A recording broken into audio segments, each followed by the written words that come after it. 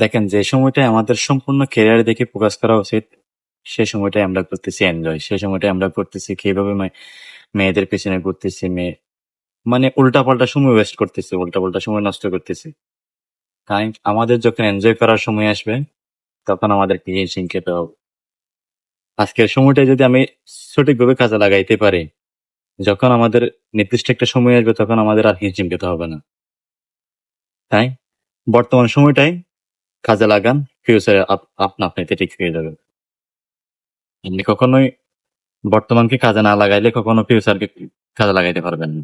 বর্তমানকে কাজে লাগাইলে আপনি ফিউচার অটোমেটিক্যালি কাজে লেগে যাবেন। অতীতকে কখনোই আপনি নিজের ভিতর রাখতে পারবেন না। অতীতকে আপনি কখনোই কন্ট্রোল করতে পারবেন না। আপনি কন্ট্রোল করতে পারবেন বর্তমানকে।